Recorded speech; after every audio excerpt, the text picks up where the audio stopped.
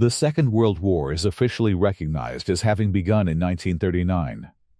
Yet today, many historians argue that its true origins trace back to 1931, when Japan invaded Manchuria in northeastern China. To justify the invasion, the Japanese staged an explosion near a railway used by their own people and falsely accused Chinese rebels of carrying out the attack. That fabricated incident gave Japan the pretext it needed to seize the region, which remained under its control until Allied forces liberated it in 1945. The occupation was marked by extreme brutality. Acts of rape and murder were widespread, and in many instances, they were openly encouraged by Japanese military leaders. Near the town of Pingfang in northeastern China, Japan established a secret military research center known as Unit 731. There, thousands of Chinese civilians became victims of horrific medical experiments aimed at developing biological and chemical weapons, while countless others were forced to endure experimental surgeries without anesthesia because researchers believed it could interfere with their findings. In 1922, Benito Mussolini and his National Fascist Party rose to power in Italy. Before long, he began dismantling the country's democratic system and replacing it with a dictatorship centered entirely on his own authority. Much like Hitler in Germany, Mussolini believed Italy was destined to become a great power once again. He envisioned rebuilding a new Roman Empire, starting with a massive expansion of the Italian military.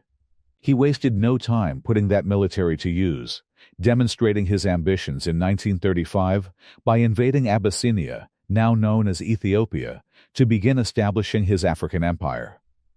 If Manchuria is regarded as the first battlefield of the Second World War, then Abyssinia became the second.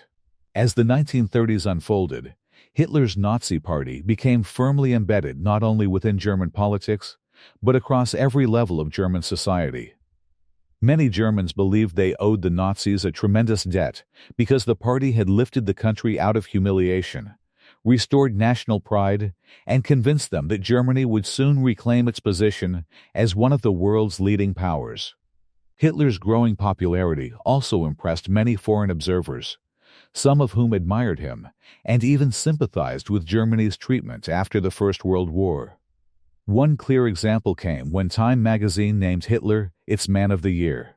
This growing international attention worked in Hitler's favor, as he increasingly spoke about reclaiming the territories Germany had lost in both the East and the West.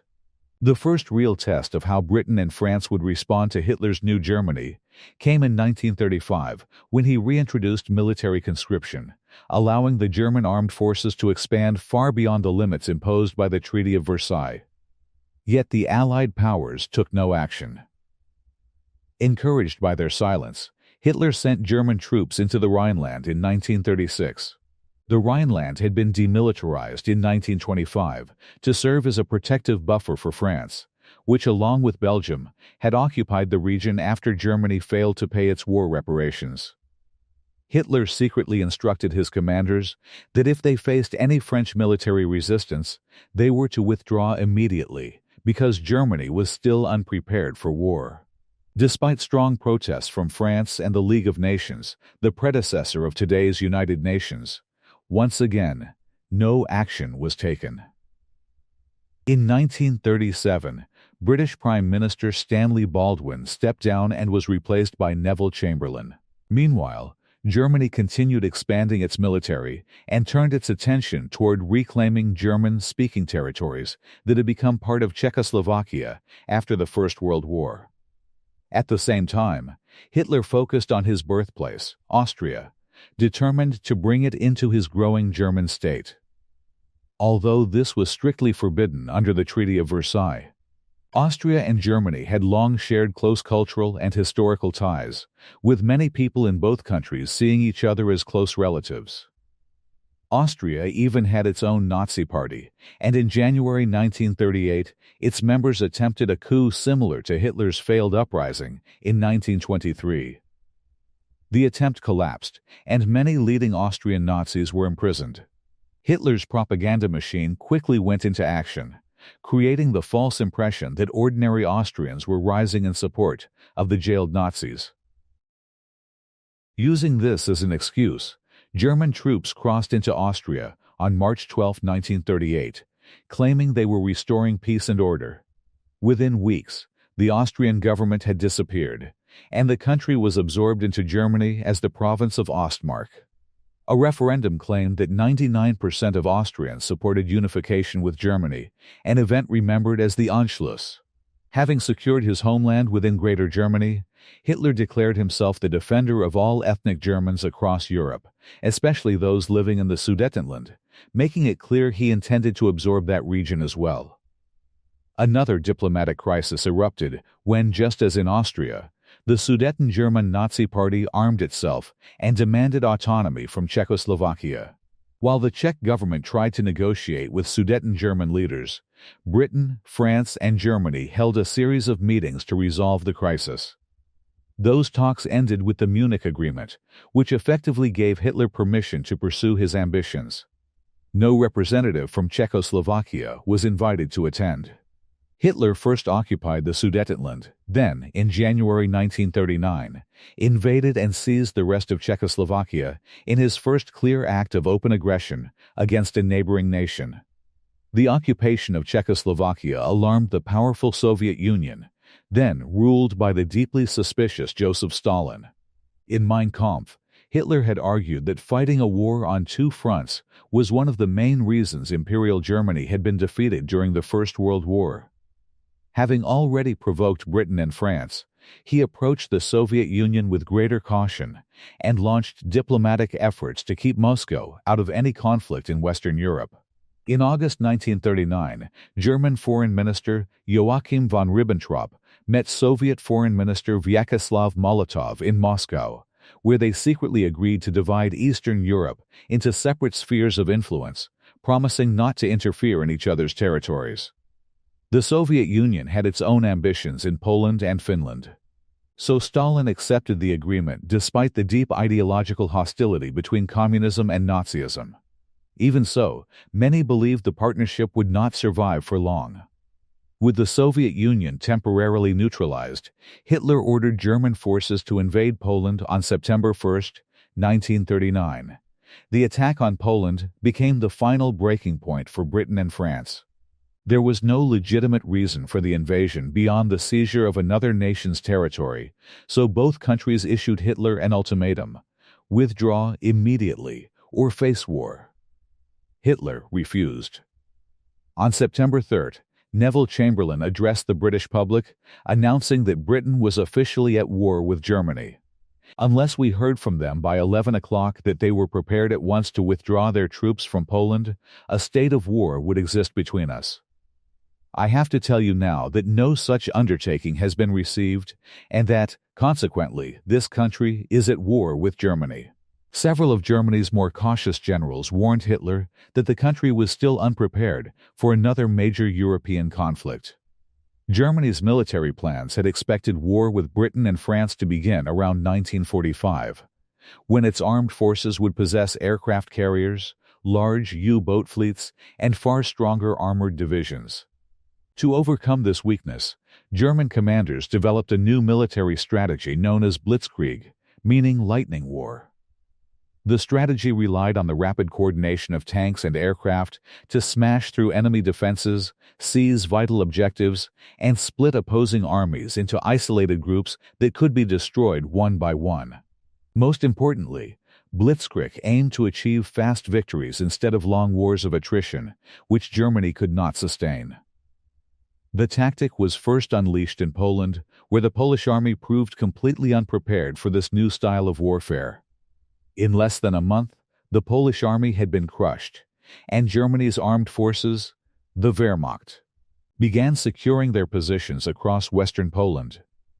On September 17, the Soviet Union invaded eastern Poland, exactly as agreed under the Ribbentrop-Molotov Pact, an action Britain and France largely ignored as they focused their attention on Germany.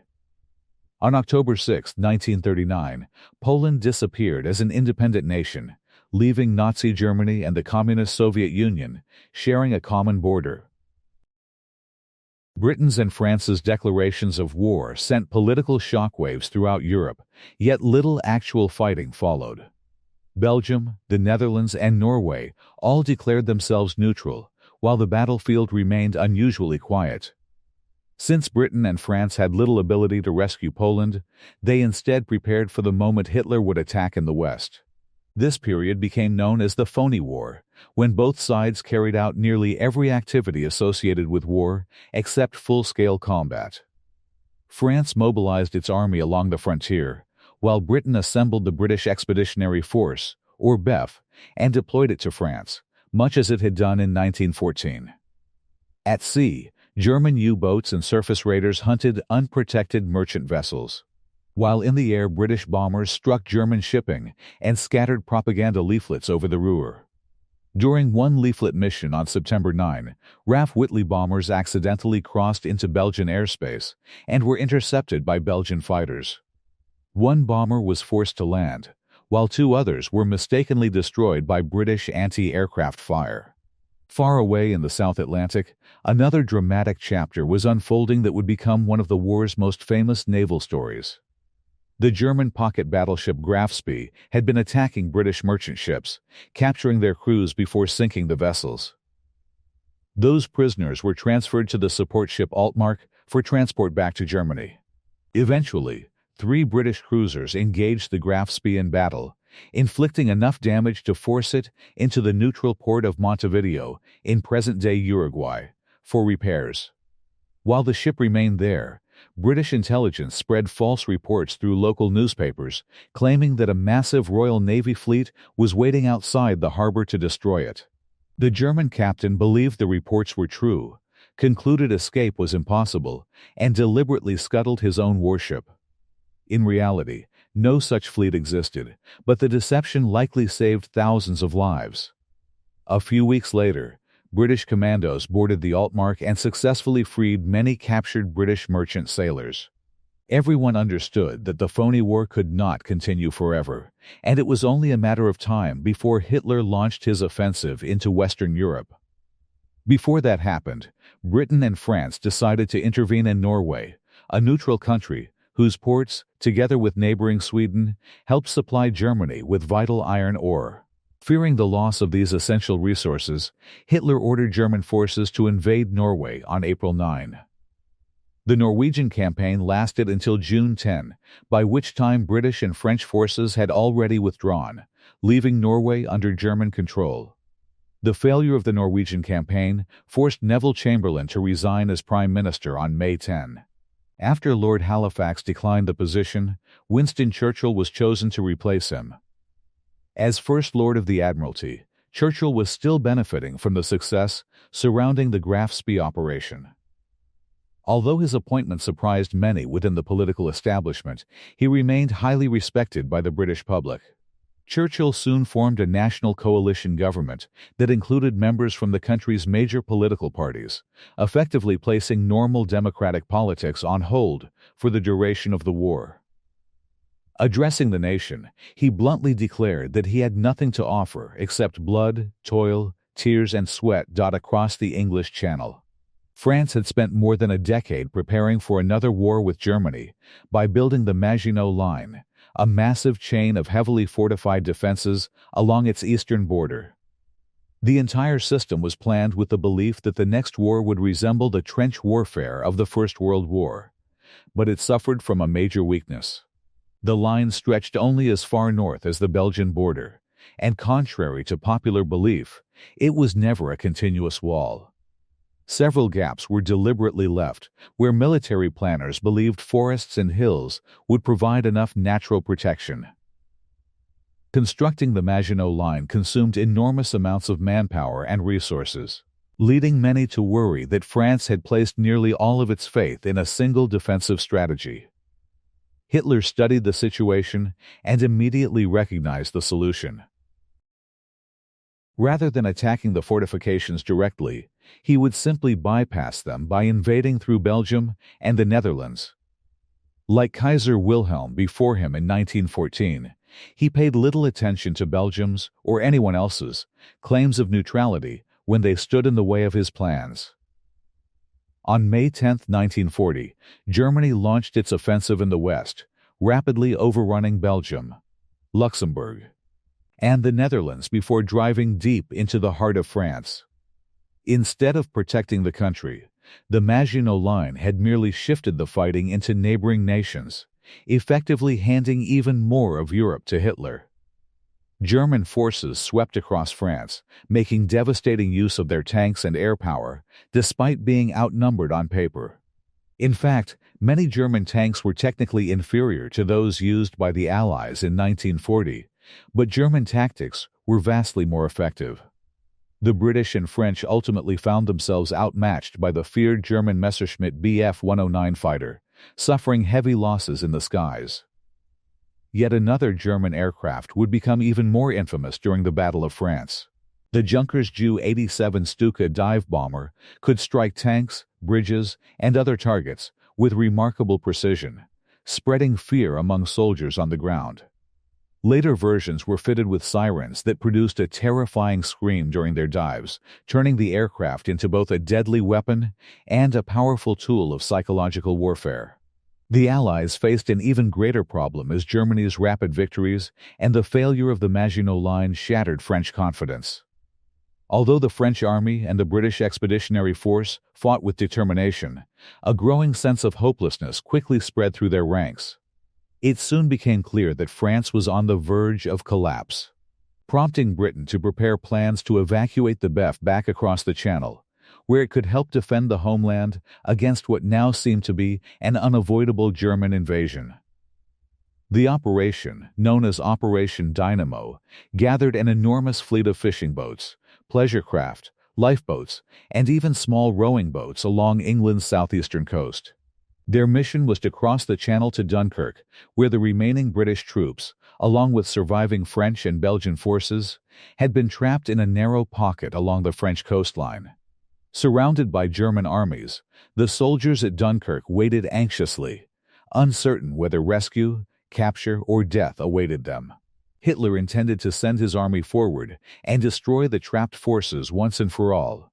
However, the commander of the German Luftwaffe, Hermann Göring, convinced him that the Air Force, which had dominated the war so far, could eliminate the defenders on the beaches while sparing German ground troops unnecessary losses.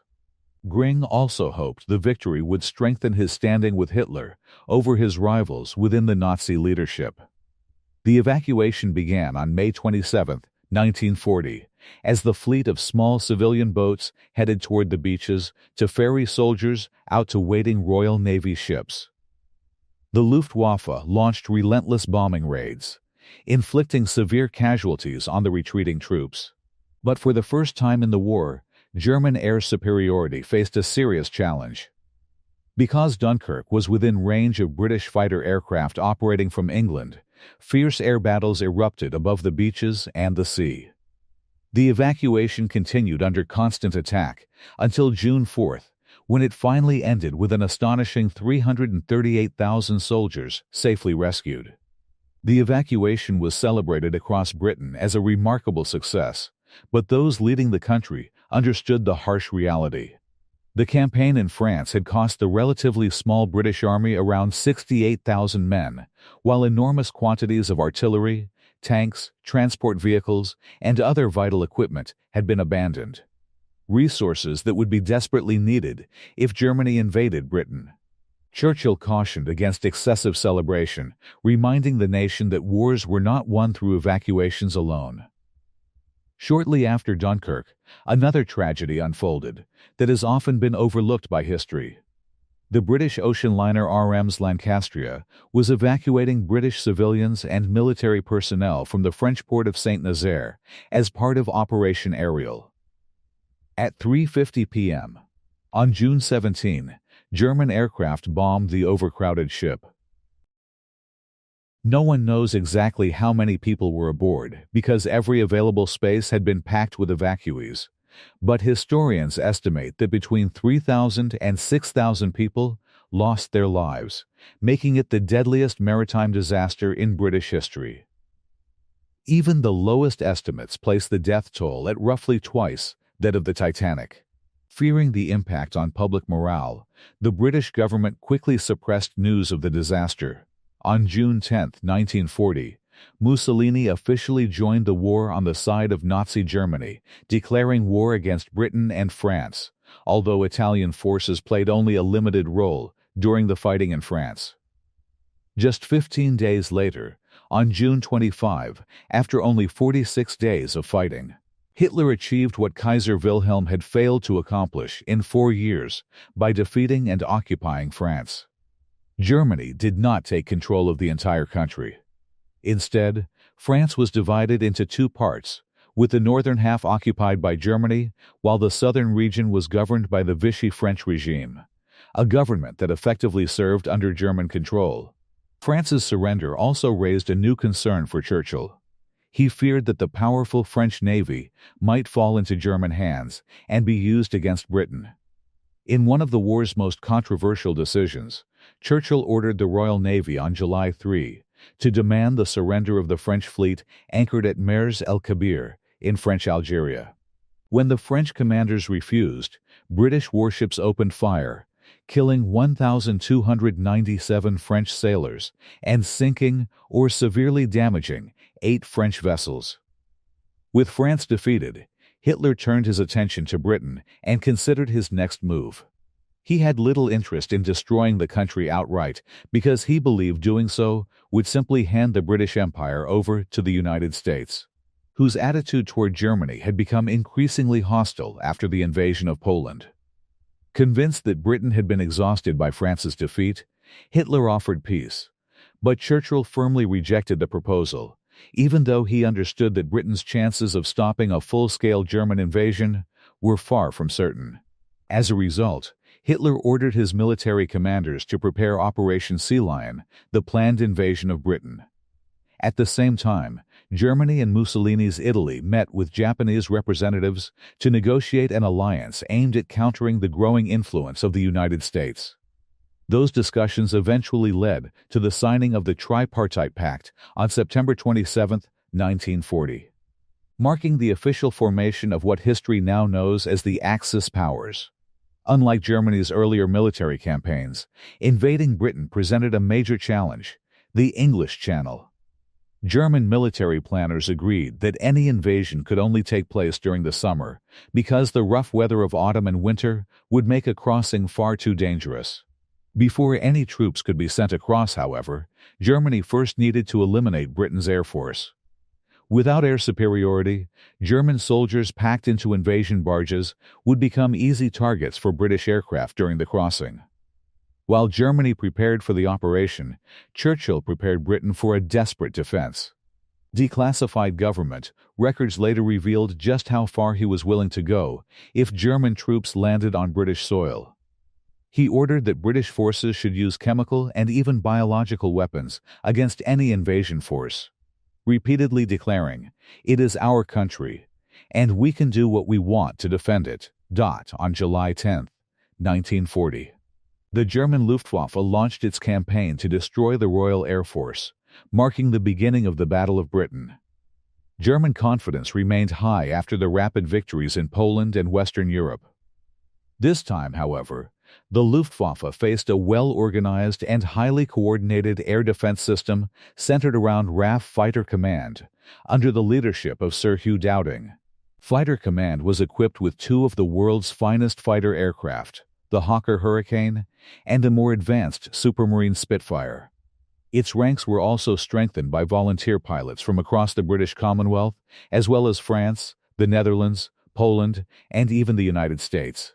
Many of these pilots had already gained valuable combat experience while defending their own countries.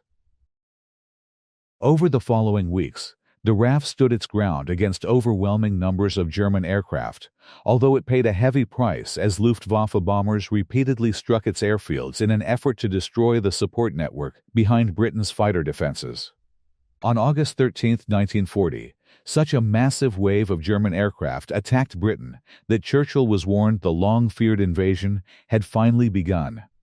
Although the raids caused widespread destruction, the RAF continued resisting the German assault, which was now reinforced by units from the Italian Air Force.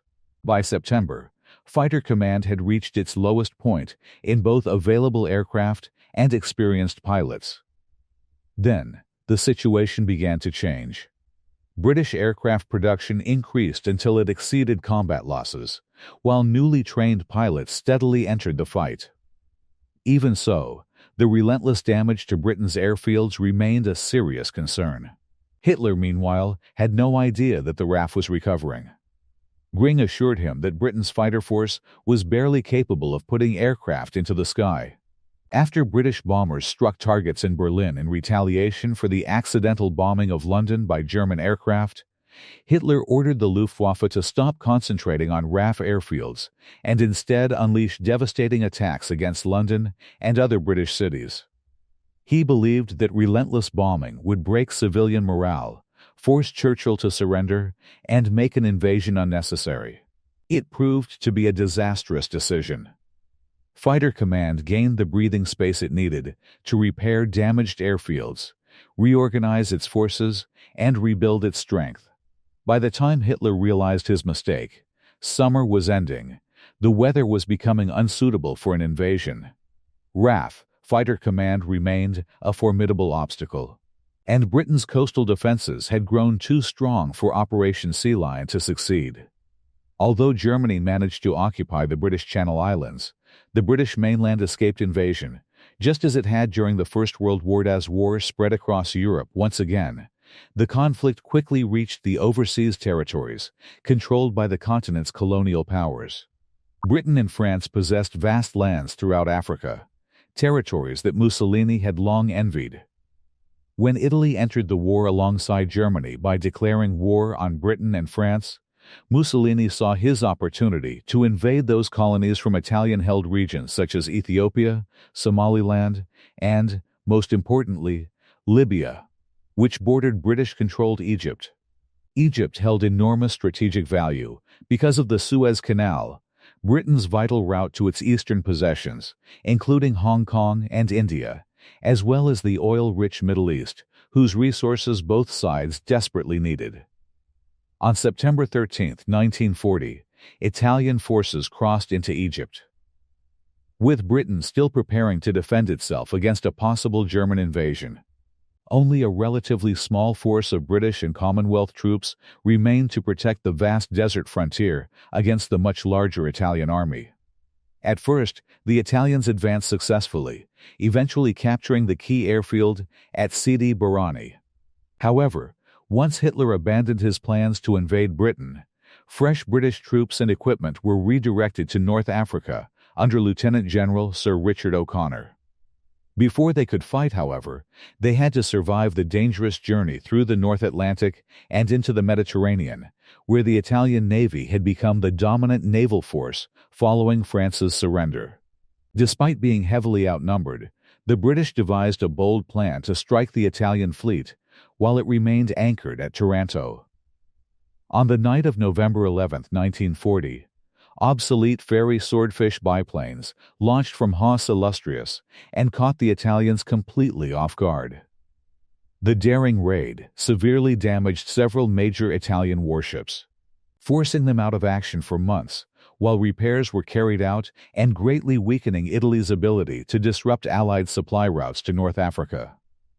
Even so, British convoys still faced constant attacks from enemy aircraft and submarines. Driving the Italians out of Egypt seemed like an enormous challenge late in 1940, yet the newly reinforced British forces achieved exactly that. They recaptured Sidi Barrani and by January 3, 1941, had already advanced into Libya. In just 2 months, a force of only 2 British divisions pushed forward more than 500 miles, destroyed 10 Italian divisions, captured around 130,000 prisoners, and seized over 1,000 tanks and artillery pieces. Operating from bases in Italy, the German Luftwaffe began supporting Italian operations from the air, but the situation on the ground continued to deteriorate for Italy as British forces captured the vital port of Tobruk on January 22. Believing Italy was close to defeat, Churchill shifted his attention toward helping Greece and the Balkans resist a combined German and Italian invasion. Germany, however, responded by sending 2 divisions to reinforce its struggling ally in North Africa. These units became the foundation of the Afrika Korps, under the command of General Erwin Rommel. Rommel was an exceptionally skilled commander who understood armored warfare better than most military leaders of the time. The open deserts of North Africa were perfectly suited to tank battles, and his impact was almost immediate. On March 24, he attacked El Agheila before driving east across Libya toward Egypt. Although he failed to recapture Tobruk, he surrounded the city and placed its British garrison under siege. The defenders held out for an extraordinary 240 days, becoming a constant obstacle that tied down valuable Axis troops and resources. By April 14, British and Commonwealth forces had been pushed back to the Egyptian frontier, and both General O'Connor and his successor General Neame had been captured. Even so, Rommel's army faced severe logistical difficulties, exactly the kind of problems Hitler had feared Britain might exploit. Fuel shortages became so serious that German troops even attempted to steal British fuel supplies, leading British soldiers to nickname their fuel containers jerrycans. By May, Rommel was forced to halt his advance at Hellfire Pass, while his army replenished its supplies. Under General Wavell, British forces launched a counterattack in June, hoping to cut Rommel's supply lines and force his surrender, but Rommel skillfully outmaneuvered them, and the offensive failed. As the year continued, the British became determined to eliminate the man they called the Desert Fox, even sending commandos on a mission to assassinate him, though the operation ultimately failed. For the next several months, the front lines shifted back and forth, but Rommel's chronic supply shortages continued to limit his success, becoming even worse as Hitler increasingly concentrated on fighting elsewhere. After abandoning Operation Sea Lion in 1940, Hitler accepted that Germany's opportunity to invade Britain had passed, and that another attempt would no longer be practical. Britain was rapidly transforming into an almost impregnable fortress, so Hitler turned to one of history's oldest methods of warfare, a siege. He understood that Britain depended heavily on food, raw materials, fuel, and military supplies arriving from its empire and from North America. To cut those lifelines, he assigned the task to the German Navy, the Kriegsmarine. Although Germany possessed powerful battleships such as Tirpitz and Bismarck, they had no realistic chance of defeating the Royal Navy in a direct fleet engagement, whose overwhelming strength remained unmatched. Instead, Germany relied on its U-boats to choke Britain's supply routes. During the First World War, German submarines had already demonstrated Britain's vulnerability to this kind of attack. Yet Britain had done surprisingly little during the years between the wars to prepare for the threat. Anti-submarine tactics had changed very little, while new technologies like ASTIC, an early version of sonar, had not yet become widely available throughout the fleet. As a result, the most effective way to locate a submarine was still by spotting it on the surface while recharging its batteries or catching sight of its periscope. Aircraft were considered the ideal tool for hunting submarines, but at the beginning of the war RAF Coastal Command lacked aircraft with sufficient range, firepower, and detection equipment, forcing crews to depend almost entirely on their own eyesight. Meanwhile, the Royal Navy began organizing merchant vessels into heavily protected convoys and converted fishing trawlers into armed patrol ships to help hunt U-boats. Even with these measures, German submarines inflicted devastating losses on Britain's merchant fleet. Efforts to destroy them at sea produced mixed results, as did RAF Bomber Command's raids against U-boat bases in France and Norway. Churchill would later admit that, of everything Germany possessed during the war, the U-boat campaign was the one threat that truly frightened him the most. The U-boats, however, needed help finding Allied convoys. So the Luftwaffe deployed long-range Focke-Wulf Condor patrol aircraft to locate them and direct submarine attacks. Realizing how dangerous these aircraft had become, Britain searched for ways to destroy them. In the early years of the war, the Royal Navy simply did not have enough aircraft carriers to protect every convoy. So it introduced an innovative solution known as the catapult aircraft merchantman, or CAM ship. These merchant vessels were fitted with a catapult capable of launching a single Hawker Hurricane fighter to intercept enemy condors whenever they appeared. It was effectively a one-way mission because there was no way to recover the aircraft after launch. Once its fuel ran low, the pilot had to ditch beside the convoy and hope to be rescued by a passing ship, making it one of the most dangerous assignments of the entire war. The desperate struggle against the U-boats also accelerated the development of new technology, especially radar. Since submarines had to surface at night to recharge their batteries, darkness usually provided them with protection. Radar had already proved valuable against nighttime bombing raids, and it was soon adapted to hunt submarines as well. On December 22, 1941, a Royal Navy aircraft used radar to detect and sink a surfaced U-boat under the cover of darkness. From that moment onward, U-boats could be hunted at any hour and in almost any location. Their situation became even worse as longer-range patrol aircraft equipped with radar entered service, leaving fewer and fewer places where German submarines could remain hidden. At the same time, Mussolini opened another front in the war by turning his attention toward Greece. Feeling overshadowed by Hitler's growing successes across Europe, Mussolini wanted to prove that Italy was an equal partner within the Axis alliance. Believing Greece would be an easy victory, he increased pressure on the country's authoritarian leader, Ioannis Metaxas. On August 15, 1940, an Italian submarine sank the Greek warship Elli. Italy finally launched its invasion on October 28, 1940, but, just as in North Africa, the attack quickly stalled despite Italy's numerical advantage. Greece's successful resistance brought the country closer to Britain, which was desperately searching for allies after the collapse of Western Europe.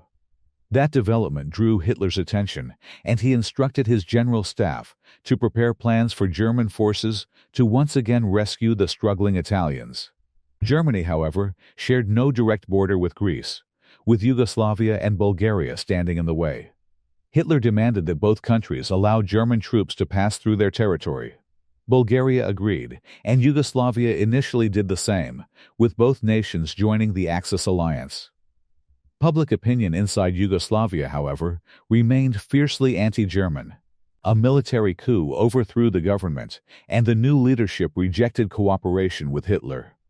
Furious, Hitler ordered that when German troops invaded Greece through Bulgaria on April 6, 1941, they would simultaneously invade Yugoslavia as well. Despite determined resistance, Yugoslavia collapsed in just over a week. 2 weeks later, Greece also surrendered after being overwhelmed by the combined strength of German and Italian forces. British troops could do little to stop the advance and, together with the remaining Greek soldiers, withdrew to the island of Crete. After securing mainland Greece, Hitler launched the invasion of Crete on May 20 with a massive assault by German paratroopers. Nearly 2 weeks of fierce fighting followed before the island finally fell. Although military observers in Washington admired the effectiveness of the airborne invasion, Hitler was horrified by the heavy losses suffered by his elite paratroopers and never again approved another airborne operation on such a large scale. By the middle of 1941, Nazi Germany's army appeared almost unstoppable, and no one believed that more strongly than Hitler himself. After defeating Allied forces in France and Greece, while Rommel continued driving the British backward across North Africa, Hitler decided the time had come to pursue his ultimate objective: the destruction of the Soviet Union. He viewed the Soviet Union not only as the center of communism, but also as the key to securing vast farmland and valuable resources, including oil and metals, to sustain his thousand-year Reich. Germany's generals, however, strongly warned him against invading unless the Soviet Union attacked first. Britain remained undefeated and was now launching bombing raids against German industry, while British and Commonwealth forces in North Africa still demanded valuable German resources. Many senior commanders argued that Germany should first eliminate British resistance in Africa and seize the oil-rich Middle East, cutting Britain's supply routes and perhaps forcing London to surrender. Hitler refused to wait. He believed that public support for a war against the Soviet Union would decline if he delayed for several more years. He also considered the Red Army weak after its disappointing performance against Finland during the Winter War of 1939. In his view, postponing the invasion would only give the Soviets time to improve. Hitler confidently declared, "We only have to kick in the front door, and the whole rotten Russian edifice will come tumbling down." Ignoring his general's advice, Hitler approved the invasion of the Soviet Union under the codename Operation Barbarossa. Germany assembled an enormous multinational force that included Romanian, Finnish, and Hungarian troops, all of whom had now joined the Axis alliance. At exactly 3:00 a.m. on Sunday, June 22, 1941, nearly 3.8 million soldiers surged across a front stretching almost 2,900 kilometers from occupied Poland into Soviet territory. The invasion force was divided into three major formations: Army Group North, Army Group Center, and Army Group South. Soviet intelligence had repeatedly warned that Germany was preparing to invade, but Joseph Stalin refused to believe the reports. In the first days after the attack, Stalin withdrew into isolation, unable to comprehend what was happening.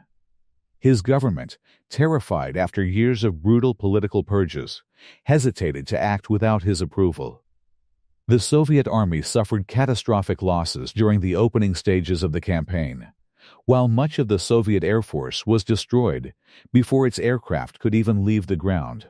The planes that managed to take off were often outdated, and many of their pilots lacked proper training, making them easy targets for Germany's experienced fighter pilots. At the same time, anti-communist groups carried out sabotage and gathered intelligence in support of the invading German forces. The fighting on the Eastern Front quickly became exceptionally brutal. Hitler instructed his troops that the campaign against the Soviet Union would not follow the rules of civilized warfare, promising that no German soldier would ever face punishment for his actions against the enemy. In effect, they were given permission to loot, assault, and kill without fear of consequences. As Soviet formations collapsed, countless soldiers surrendered and were marched into captivity, where official plans called for many of them to be deliberately starved to death. Following closely behind the advancing army were German Einsatzgruppen, mobile killing squads that began systematically murdering Jews and other groups the Nazis considered undesirable. The speed of Germany's advance astonished everyone, including the Germans themselves. Yet the vast distances they conquered soon created enormous logistical problems. On several occasions, German offensives stalled as frontline troops waited for supplies of food, fuel, ammunition, and equipment to catch up. German armies swept through eastern Poland, Belarus, Estonia, Latvia, Lithuania, Ukraine, and deep into Russia itself, appearing almost impossible to stop. Even so, everyone understood that their greatest challenge still lay ahead: the Russian winter. By December 1941, heavy snow had begun to fall, and German forces stood on the outskirts of Moscow. Despite coming so close, they failed to capture the Soviet capital, and their advance finally ground to a halt. Meanwhile, Soviet leaders had already relocated much of their weapons industry far to the east, beyond the reach of German bombers, allowing factories to continue producing tanks, aircraft, and other equipment without interruption. Britain also helped keep the Soviet war effort alive by delivering vital supplies through the dangerous Arctic convoys. Germany's senior military commanders recognized the reality, even if Hitler remained convinced that victory was still certain.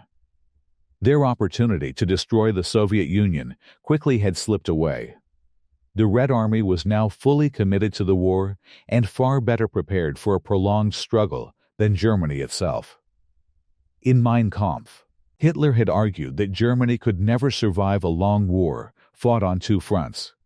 Yet by the end of 1941, he had effectively trapped his nation in conflicts on three separate fronts: Britain in the west, British Commonwealth forces in North Africa, and the Soviet Union in the east. While German soldiers shivered in the freezing Russian winter, poorly equipped for the brutal conditions, thousands of miles away, beneath the warm tropical skies of Hawaii, a powerful Japanese fleet silently approached the American naval base at Pearl Harbor.